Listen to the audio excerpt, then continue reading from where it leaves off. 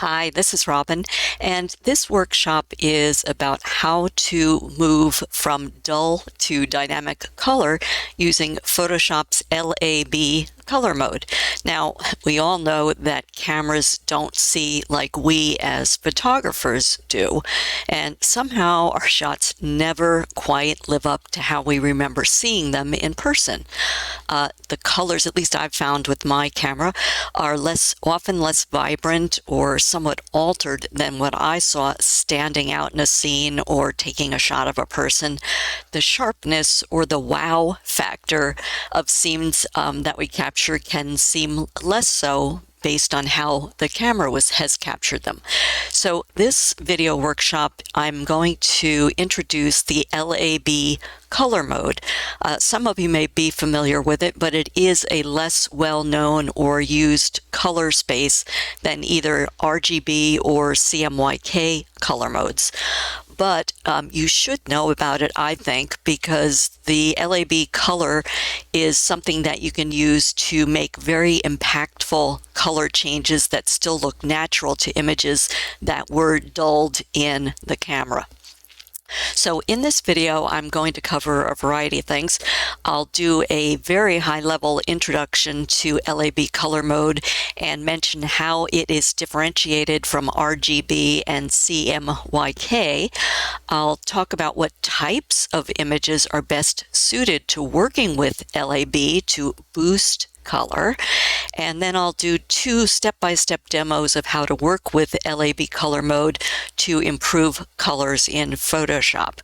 I'll also, for one of the demos, show a method to sharpen images using LAB channels.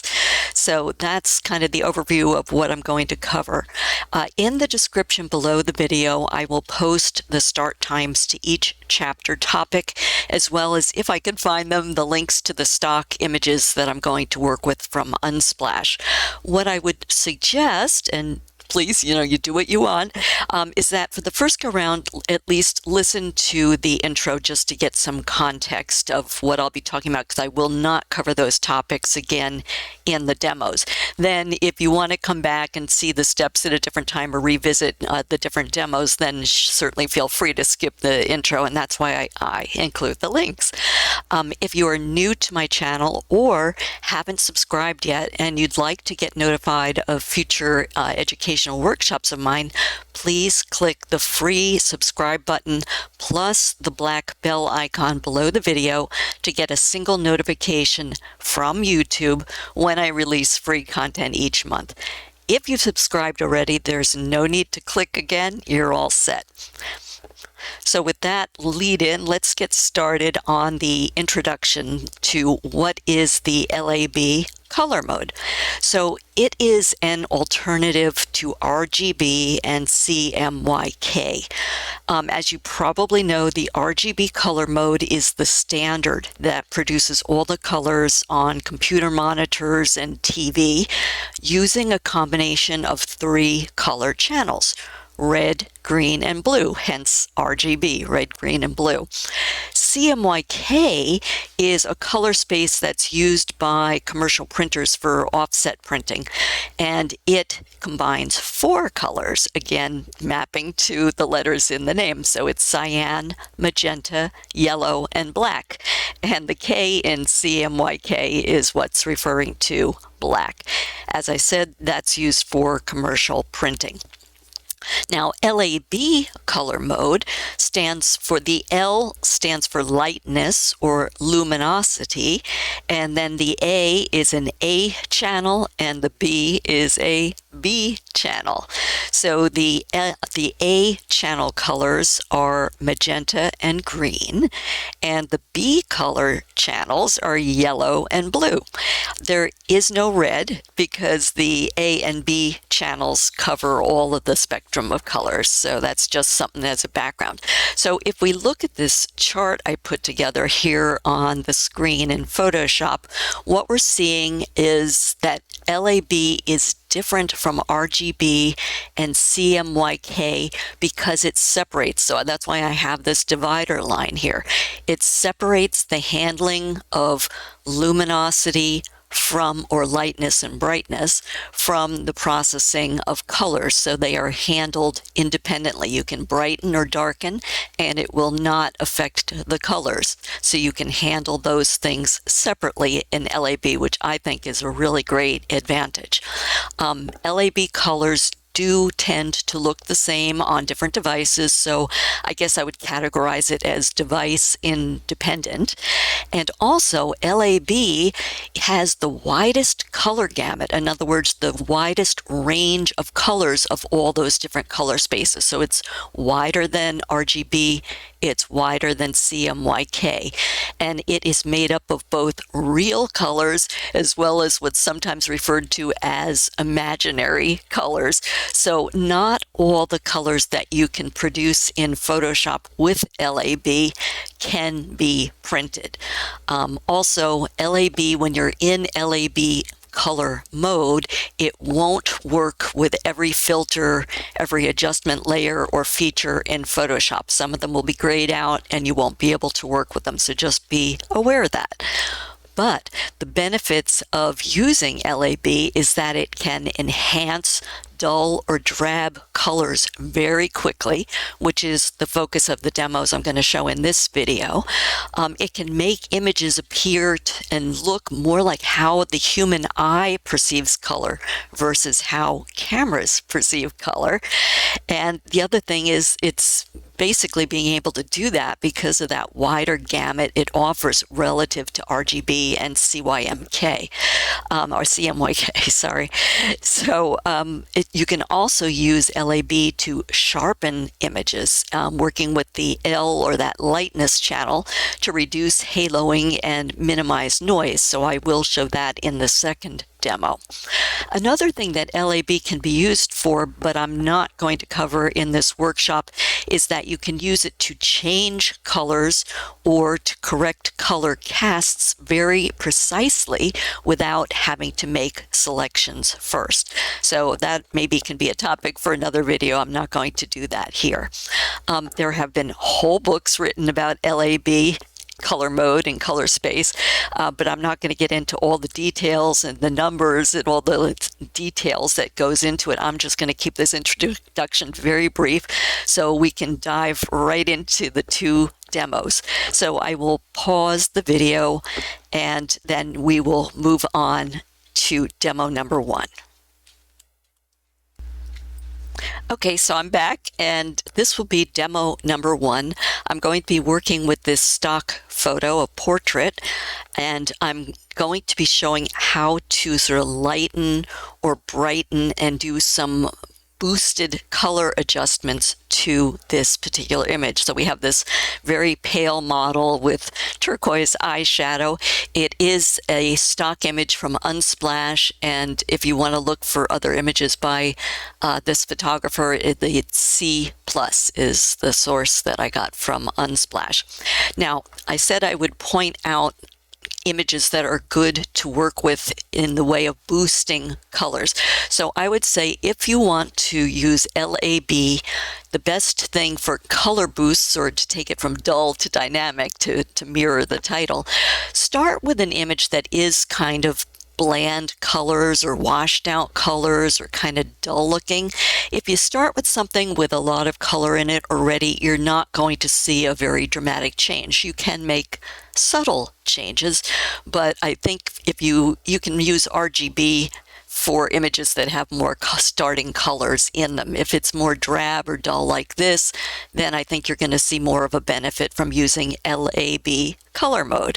Now, that said, just keep in mind, I said I'm not going to show this in this video, but you can work with saturated colors if you want to change colors. So let's say somebody is wearing a bold, bright, vibrant blue shirt and you want to change it to a red shirt. Well, you can use LAB in that sense and see a very definite change. But as I said, I'm not going to do in this video how to change colors. I'm just boosting colors, giving images more life using LAB.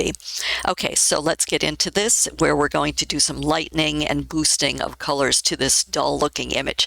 First step I always recommend is to duplicate the background layer in your layers panel. Here's my layers panel, here's my properties panel. My toolbars are docked right, okay? So to duplicate the background layer, you can just left click and drag it to the bottom of the layers panel to the box with the plus, which is the add new layer icon, or on that background layer, you can do a Control or Command J to jump up a duplicate copy. All right, so now we want to convert this RGB layer. So we go up to the top of the interface to where it says Image, come down to Mode, and come to the flyout, and you'll see that this is an RGB color image, and it is an 8-bit image.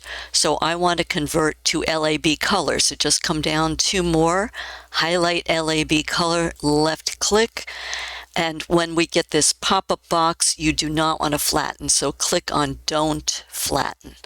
Okay, so now this copy of this image should be in LAB color mode, converted.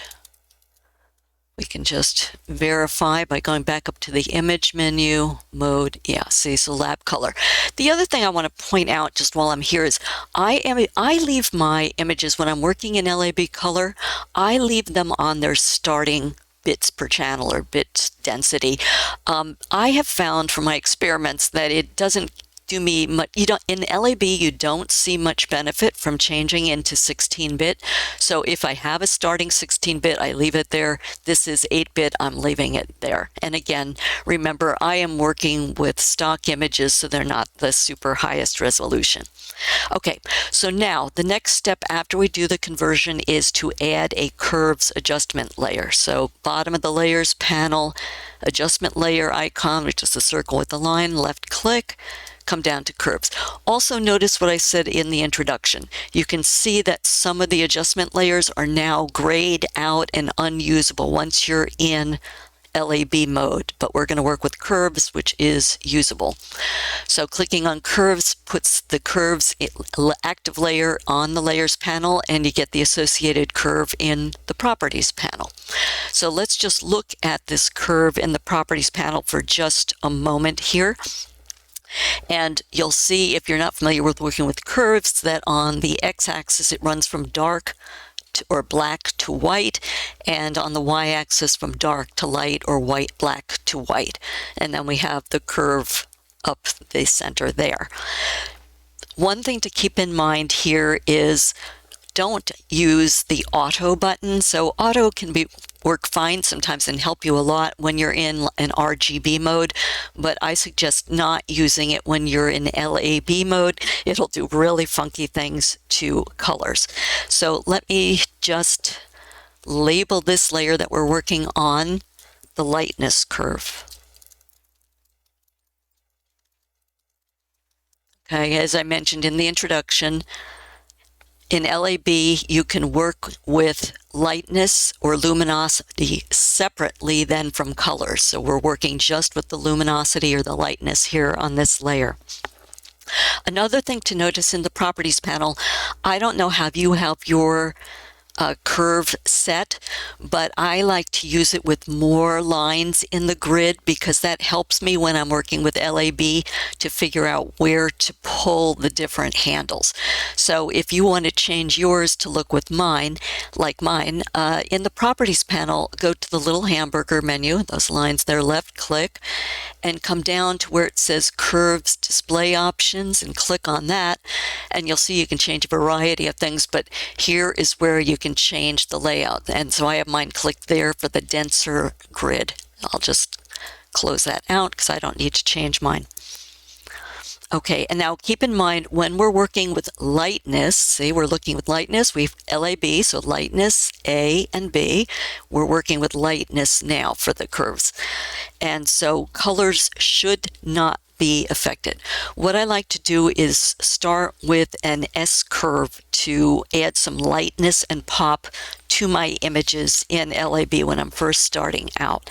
So in here, I'm going to start with my center point. That's what I usually do, and just raise it up a little bit. Now you might want to go down depending on your image. So I just usually start with the center point, and then I move it in the direction that it'll help the image. So I just watch the image because there is no formula. You just move these things around, experimenting to where you like. So that, to me, is getting a nice brightness to it. Let's just click this eye icon off and on. Yeah, see, so we're getting rid of some of that haze and introducing a little bit more clarity to this. Okay, now I'm going to add a second point. So let me see here. Where do I want to add this?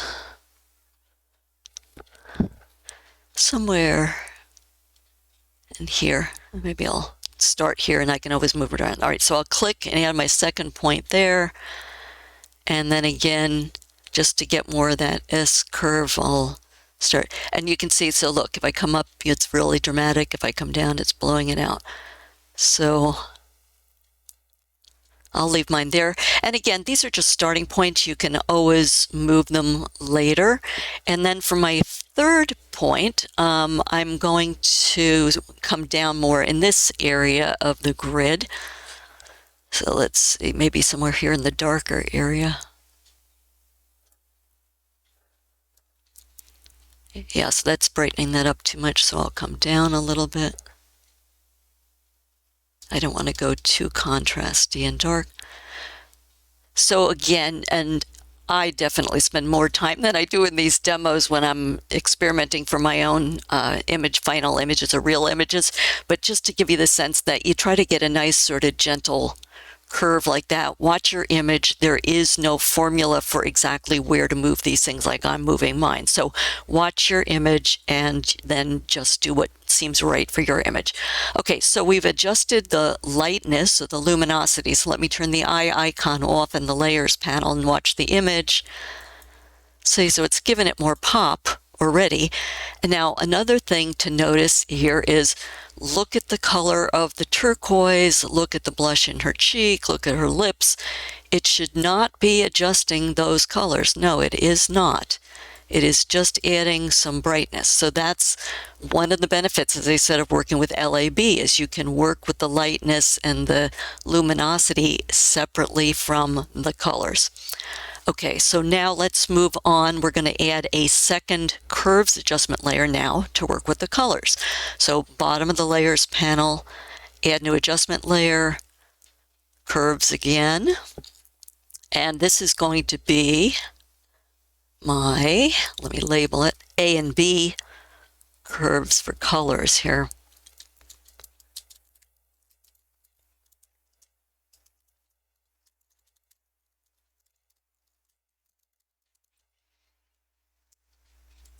Okay, so I'm going to put both the A and B color adjustments, so I'm keeping lightness separate from the A and B channels here.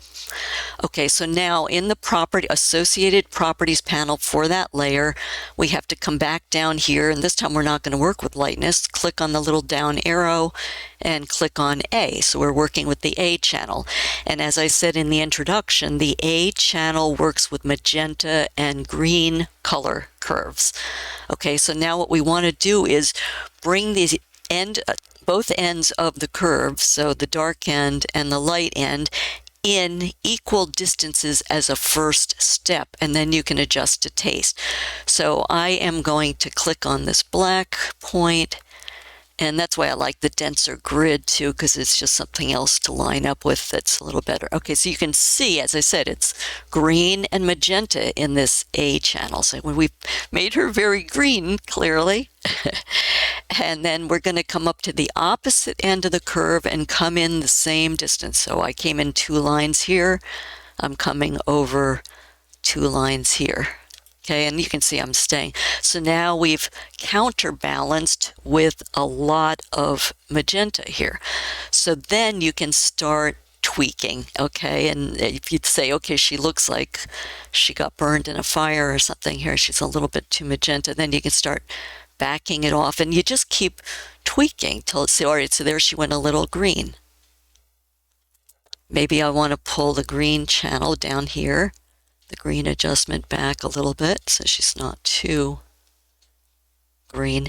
And as I said, I'm not going to be super perfect with this, and your taste might be different than mine, obviously. But you just get the sense that you can pull it over and then to the same distances to start and then back one off or pull them more aggressively. The thing I suggest is as you move these in, and if you make the curves sharper and more steep, try to keep the center line, the center of the curve centered over the center point in the curve. That will help you from going off the rails, so to speak, with your colors. Now, if you want, as I said, you can do imaginary or weird colors in LAB color mode also. So if what you want is a very extreme or creative kind of look, you can go wherever you want with this. But I'm, for this, trying to stay with sort of a natural look. But just keep it in mind, experiment with it and see if you want to get kooky or crazy colors. All right, so let's see what we've achieved here working with the A channel first. Eye icon off and on. See, so look at that. Again, you see it's not changing the luminosity or the lightness. We're just adjusting and giving a little bit more oomph, very subtle, but statement, color boost here with this LAB. All right, so now let's move on to the B channel. So we're on A right now. I stay on that same layer. Typically, if you want, you can do it as a separate curve. And then I come down and go to the B channel. So we've got B, we've got a new curve. And I'm going to, so this, as I said in the introduction, with the B is going to adjust yellow and blue colors. Okay, so again, I'm going to start by pulling in two lines on the curve from the bottom left handle over to, and you can see that's obviously added a lot of blue to the image, and then come to the opposite end of the curve, pull that in, and it should temper it with yellow. Oops, if I can grab the handle, I'm in great shape. Okay, so you can see that warmed it up again. Actually, I feel that that's pretty good right there. Yeah, and you can see it's taken it from sort of this cooler greenish color here to a bit warmer. She doesn't look quite as dead. So you can stay in this fashiony, desaturated look if you want to, or you could bring a lot more color back in. And again, if you keep pulling it and adjusting it, you could go a lot yellower or warmer if you wanted to, but again, try to keep the center line crossing over the center of the curve. Okay, now if for you, you feel that the colors are getting too saturated, then what you could do is here up in the top of the layers panel, just come back past where the blend modes are to opacity, and either using this down arrow to get a slider or left clicking and dragging on the word opacity. You can see the percent is going down. You can lower it if you want to temper the color. I'm just going to leave mine at full strength because I think for a video it makes it easier to see it. Okay, and now let me just come back to my background layer to see what we've accomplished by using LAB color mode to adjust the lightness and then the color with A and B. And we went from kind of dull and washed out to more vibrant and colorful. I personally prefer the after LAB look, so you have to just decide for your taste. Now, as I said, you don't have to use LAB for every single image that you want to work on, but if you get these really washed out images, I think it can help. So you just have to decide for yourself, experiment with it, and see. Now, the thing to keep in mind is, as I said, LAB colors cannot be recognized or always be recognized for printing purposes. And as I showed you, you don't have access to all of the Photoshop adjustments, filters, tools, and features when you're in LAB mode. So if you want to go on and either do more Photoshop adjustments, or even if you like how this is and you want to print, you need to go back and convert back to RGB mode. So what I would suggest is that you make sure that you like the way things look in LAB mode before you convert back, because the conversion process is destructive. When you flatten, your LAB image will become the new background layer. You will not be able to just undo and go back and redo again, okay? So make sure, if you want to convert back to RGB, that you like the way things are in LAB. Okay, so now to flatten this image and to convert it back to RGB, we'll go back up to the top of the interface to image mode, image mode, fly out, and then just left click on RGB color again, okay? And see, you'll get this pop-up that says changing modes will discard the adjustments, whatever, so you'll lose all of this. So if you're all ready to go, then click flatten, and you'll see that now the LAB image is now your new background layer.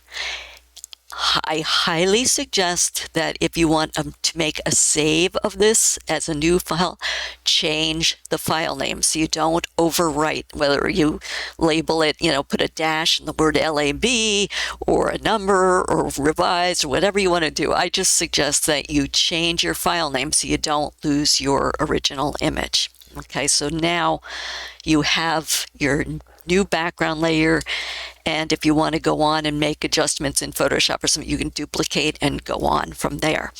So that is the end of demo number 1, where we have added color pop and more dynamic luminosity with the LAB color mode in Photoshop.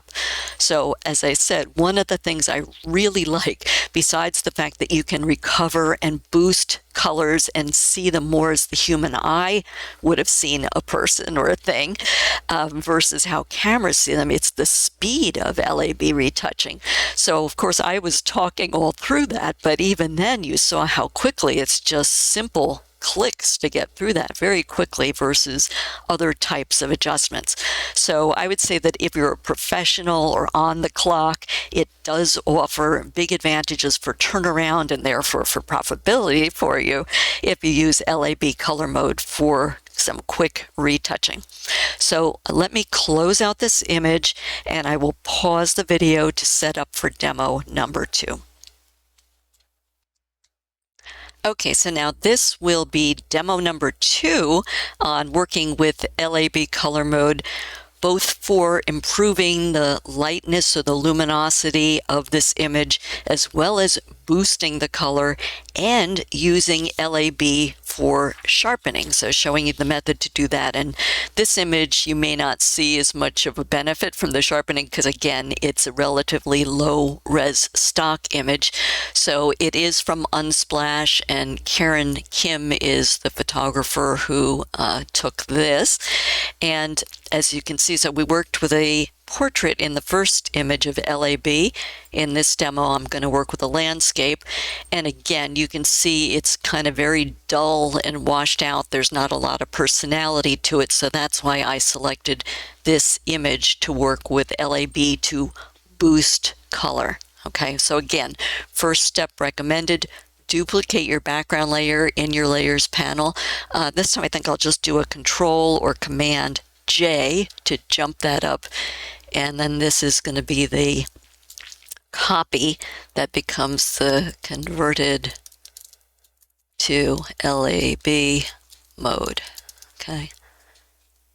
All right, and if you wanted to or preferred, you rather than doing that shortcut, you could left click on the background layer, drag it to the bottom of your layers panel to the add new layer icon, and you'd get a copy that way also. All right, so now with this duplicated layer, we're going to come to the top of the interface to the image menu, left click, mode, convert from RGB to LAB, and again, I'm going to leave this as an 8-bit image because I don't see much difference when I've converted to 16-bit when working with LAB. Left click. No, you don't want to flatten. Okay, so now this is the LAB layer. So again, following the process we did in demo 1, we're going to add a curves adjustment layer from the layers panel, come to the bottom to the add new adjustment layers, come down to curves, left click, we've got our curves layer here. We're going to start with the lightness curve of LAB, so let me just label that so we know what we're doing here.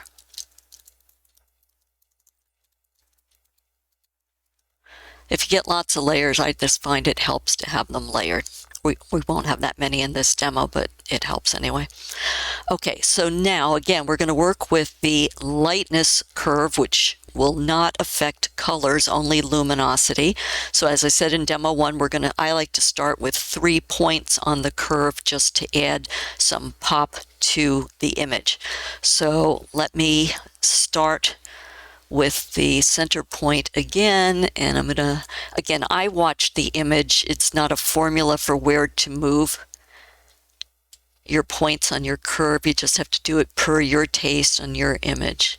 So if you watch the image as I lower this, you see it's getting some more dynamics to this image.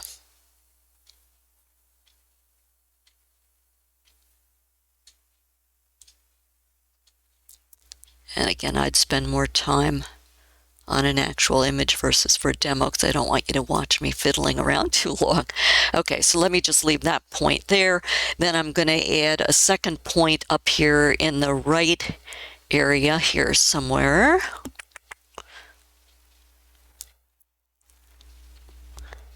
Let me, in this dense area here. And again, watch the image. All right, so let me just do it extreme so you can see what it does. Okay.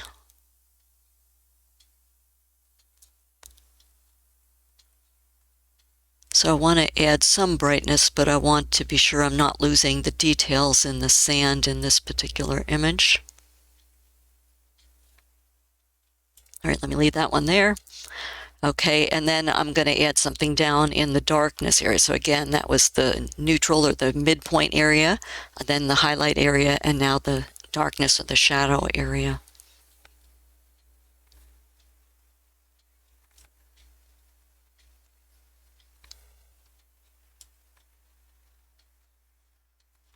And you can see it is lifting the blacks a little bit. So if it's gotten too dark, down will make them darker, up will make them a little bit lifted and a little bit softer. So I'll leave mine there. Okay, so again, adjust your curve to your taste for the image that you are working with. So let's just see with turning the eye icon off and on that layer. Yeah, so it gave it a bit more punch with the luminosity. Okay, so it's already helping to add a little boost beyond what I'm assuming it's a woman, Karen, maybe it's a guy, had captured with their camera. Okay, so now, and again, just look, we're not changing the colors. This is with the lightness channel. All right, so now let's add a second curve adjustment layer, bottom of the layers panel, add adjustment layer, curves. Okay, here's our second layer, and in this one we're going to do the A and B colors curve.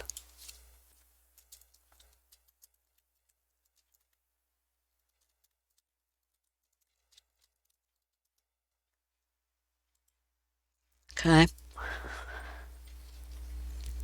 All right, so now again, I'm going to start in the properties panel with this down arrow. Since we already addressed lightness here, now we're going to move on to the A channel, which is the magenta and green color curves.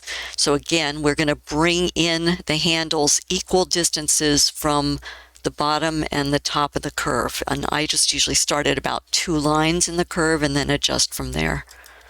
I always bring them in the same distance. So again, you can see we are adding the green. Maybe I need a new mouse. And that's the magenta to counterbalance. Okay. So now, and to me, this has gotten a little magenta-y. So then this is where, those are always my starting point. So I always do it equidistant from the bottom and the top, and then I adjust it to taste from there. So maybe I want a little bit more green in this. And I watch the image. Again, it's not a formula, I can tell you. It's just taste.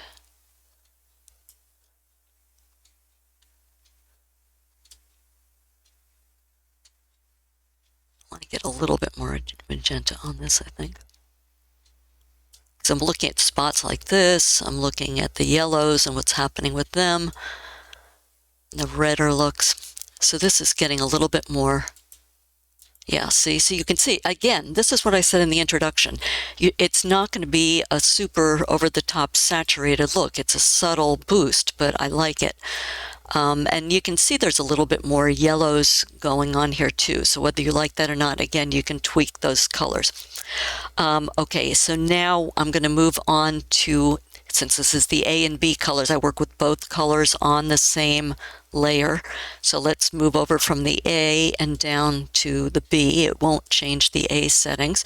And you can see we're back where they are. So again, bring in the handles, equidistant, wherever you want, however far you want. For the blue, but I usually start around 2 and then move it from there. And then the yellow from the top. Oh, that's actually not too bad.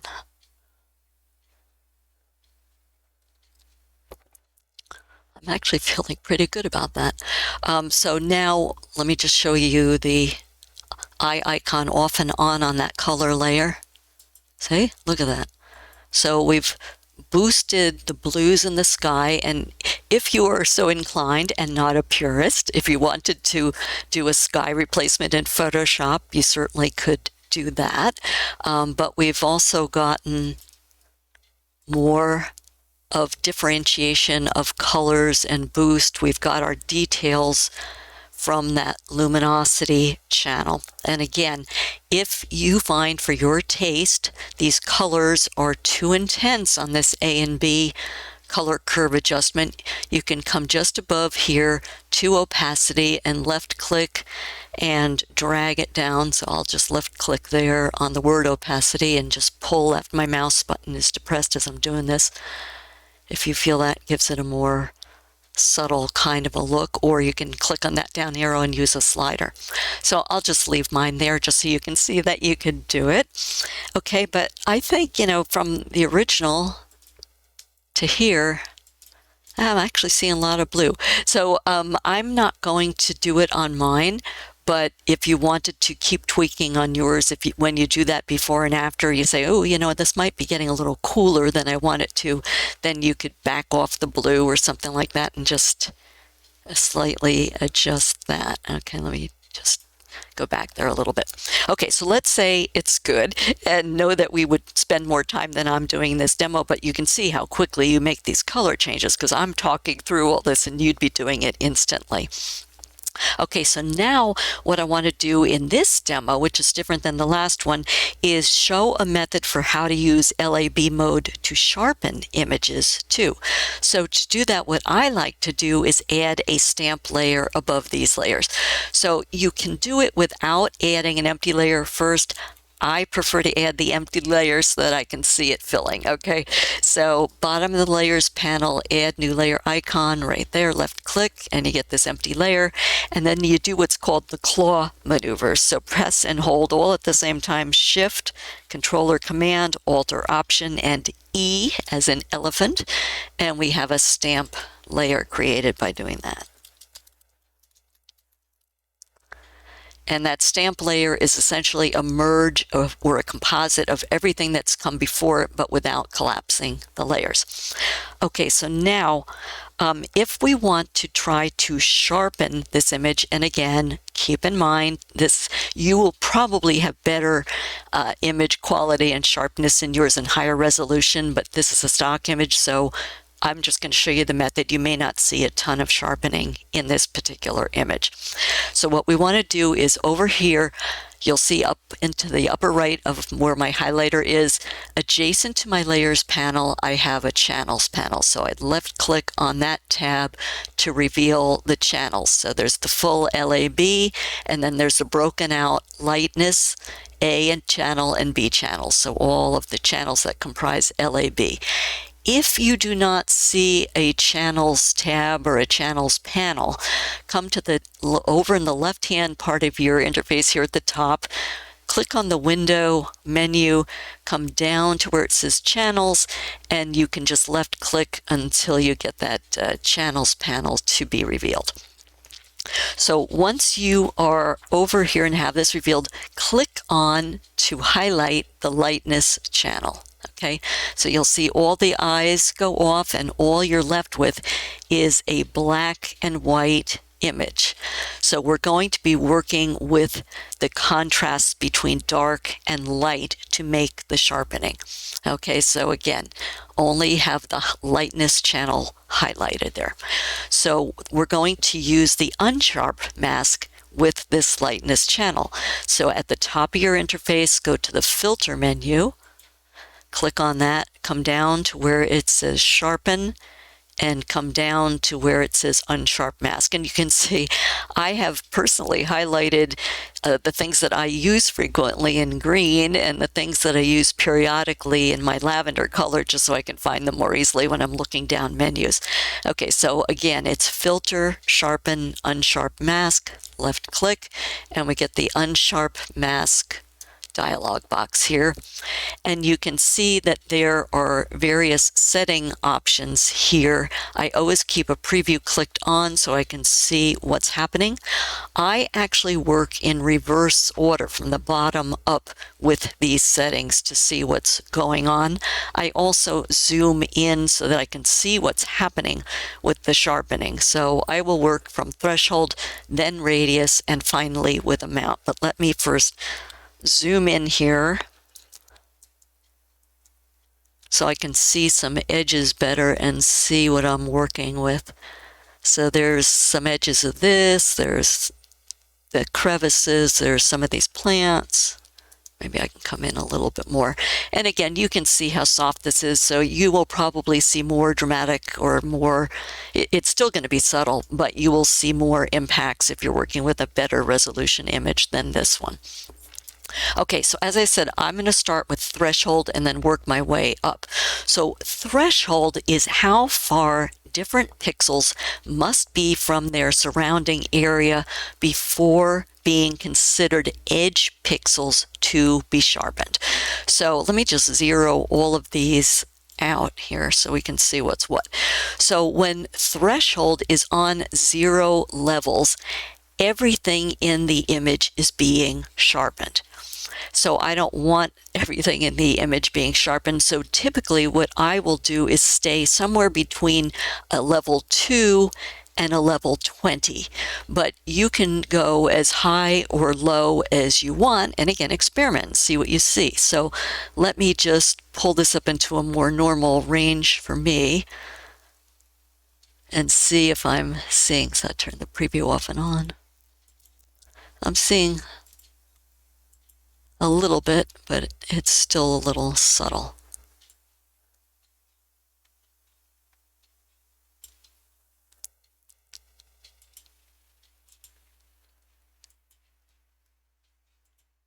All right, I'm seeing a little bit.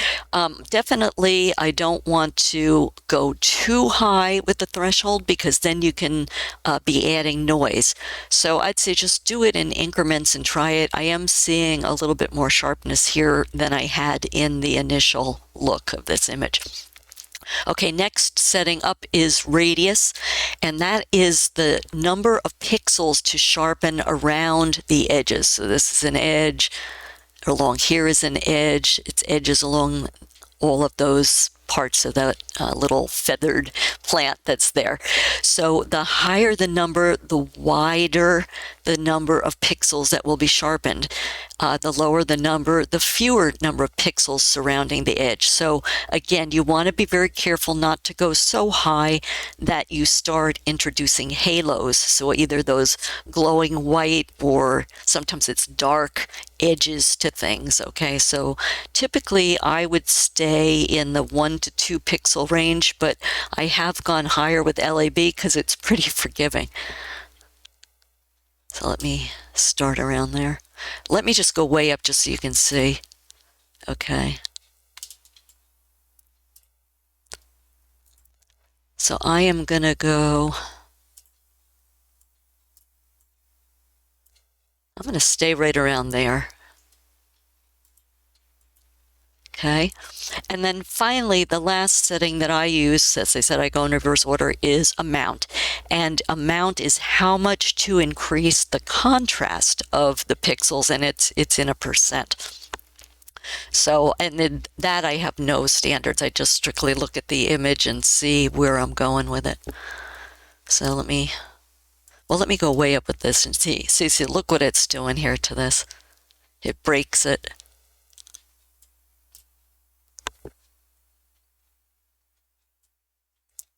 So I want to see something, but I don't want it so contrasty that it doesn't look realistic. Okay, so I'm seeing some improvement there. Yeah, see, you can see, like, look even along here. I think that's places where we can look and see. See, it's definitely sharpened it up, but you don't want it to be nuts. You just, as I said, just want it to be subtle and look like you captured it sharper in camera. So once you get yours the way you like it, click OK. All right, and then once you have that, then you need to first click back on this LAB channel to make them all active before you go back and click on the layers panel and are back in the layers panel and able to use it. And I'll come down just a little bit in the zoom so we can see what we've done here. Okay. So yes, it's definitely added some sharpening, even though it's subtle and even though this is not a high-res image. Now, let me just zoom in so we get the full image showing here. One thing I want to point out is you do not have to apply that sharpening that you just did. And this is going to be, I'll label this LAB sharpening. Okay. You do not have to apply that sharpening to that entire image. So let's say you have an image like mine, and it would be better if you have a more shallow depth of field for the back part of the landscape, or let's say it's a background behind a person or a background behind an object or whatever it is, and you really only want something in the foreground or only in the background sharpened. You can add a layer mask and only sharpen the part, only apply this sharpening that you just added to a selected part of the image. So let me just show you how to do that here with this example with this. So in my toolbar, I'm going to choose the object selection tool, which is this box with the arrow going into it. And I will just trace loosely outside this foreground. And I don't know how Photoshop is going to perceive this, but we'll just deal with whatever it does. Okay, so you can see, yeah, and normally I would adjust this a little bit more. So so we capture this area here. Or else I'll use my quick selection tool and just quickly capture more of that foreground. Okay. All right, so now Photoshop has made a selection. Oh, I can see there's some more. Let me just quickly get this in here. I'm just using the quick selection tool to modify that automated selection. Whenever you do automated selections in Photoshop, just check them to see what it's doing. Okay, so now I have this foreground area as a selection. Bottom of the layers panel, come down to the box with the circle, which is the add layer mask. And there we can see we've added a mask that is revealing with white just to the area that we want to have as sharpened. If, while that mask is active with the white frame around it, you want to come to the properties panel for that layer, you can feather it a little bit by pulling that feather slider and just soften up the edges so it's not too stark of a transition from the foreground to the background. And then what that has done is now the sharpening that we applied on this layer is only being applied where it is white on the mask. This sharpening now has not been, it's blocked out or it's hidden in the background area where it's black on the mask. So we're going to have the same sharpening as the background layer on this layer here. Okay, so we went from, let's see how we did here, from the background image, which I think is kind of dull and washed out, to the post LAB color boosted, luminosity boosted, increased, and sharpened image as the final result. So that is the end of doing those steps. Now again, if you want to print or if you want to make further adjustments in Photoshop, then you do need to convert back from LAB mode to RGB or CMYK. If you want to CMYK, if you want to do any offset printing and you're sending your work to a commercial printer. Okay, and again, be very sure you're where you want to be, because once you flatten this and convert back, it's destructive. You'll be locked in to how this looks. So make any changes you want before converting back to RGB or CMYK. So, okay, I'm going to say we're good here.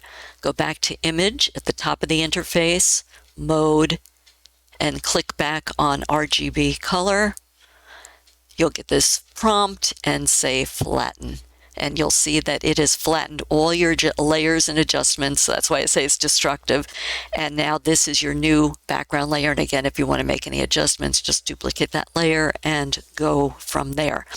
Again, just another quick reminder, as I did in demo 1, if you want to save this image that you've created, I highly recommend you change the file name, add a revision or an LAB indicator or something, because you don't want to overwrite your original image. So now at this point, as I said, you can make other Photoshop's adjustments. You can do whatever you want. So this is the end of demo number 2 on using LAB to make color enhancements, luminosity enhancements, plus also using LAB for sharpening, because you're working on a darks and lights in the image only and not affecting the color pixels. So in summary, in this video workshop, I have introduced Photoshop's LAB color mode.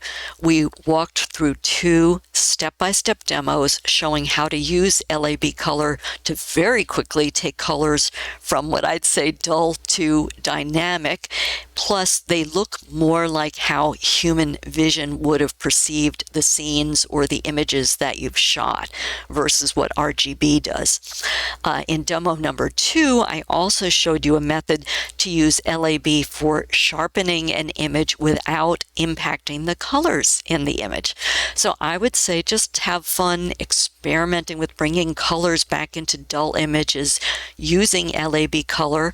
It may not be for every image that you want to do this, but for the ones that started out kind of dull and listless, like the ones I showed here, you can add some subtle but impactful changes using LAB color. So I'd say take care and see you next time.